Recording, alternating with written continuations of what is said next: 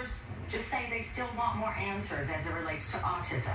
So today, we're going to do what we do best here. Let's talk about it. My next guests are two moms who are part of this conversation. Janine quit her job to homeschool her son, Andrew, after New York State repealed religious exemptions for vaccinations. And Abby, who's a former anti-vaxxer, who now vaccinates Andrew. Thank you for joining us. Thank you. As I mentioned, Janine, New York, fifth state to repeal religious exemption. Right now, a group of parents are headed to the state capitol here in New York to try and challenge this.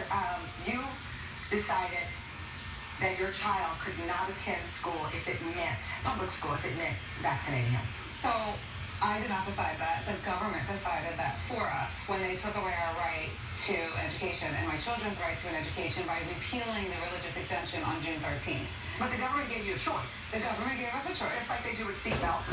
Just like they do with life. You can get a ticket. Your choice is not to buckle up, but the decision and the consequence is a ticket. So the consequence of your decision was ultimately having to homeschool. Right. We would never comply to what they were asking us to comply to. So we chose to homeschool, but if you're asking me why, it's because I've done the research and the science is on our side. And the science proves that there's never been one study done that shows, not one, that shows an unvaccinated child poses any health threat to a vaccinated child. So if that was the case, I mean, does he look like a public health threat to you? I don't think that that's fair to put an A in that bell. Right. You do what you want to do. But if he were in a playground with a runny nose right now, visibly suffering from a cold, I think any person in here would say, oh, he's sick. Let me stay away from him. Okay. With vaccines, we can't see the symptoms until it manifests, and by then, it's deadly, right? No.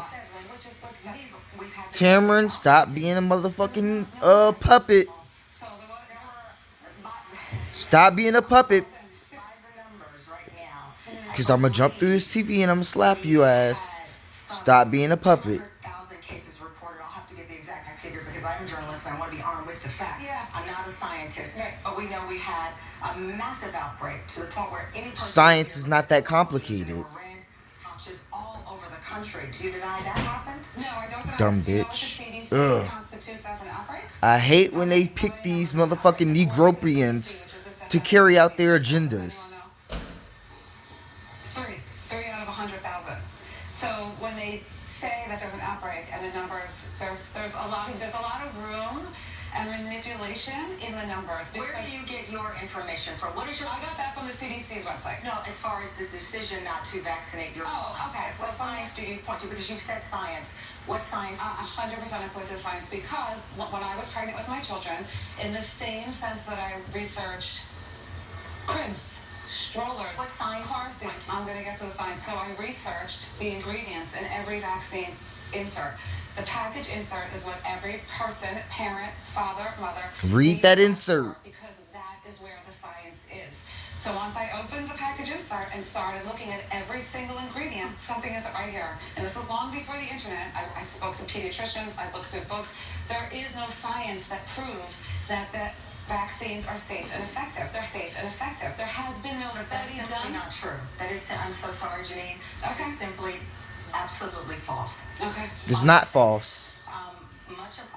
Much of the science that people use has been debunked. There are conspiracy theories. Alex Jones, I'm sure you've heard some of his conspiracy theories that align with some of it. And I just want to be honest here. I don't want to put you on the spot because I do think there's a conversation to be had here. Right. I do. But it has to be fact-based. We can't make up junk. Let me finish. I can't make up junk science. And that's why I wanted to bring in Abby.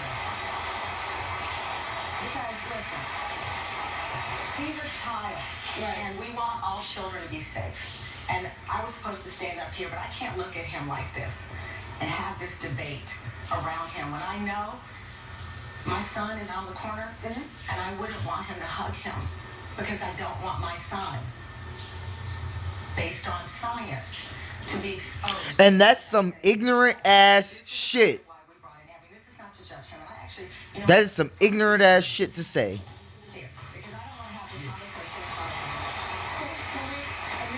Because My son around the corner, I wouldn't want him to hug him because he's not vaccinated. He's not vaccinated. Bitch, are you alkaline? Are you eating your fruits and vegetables on the daily?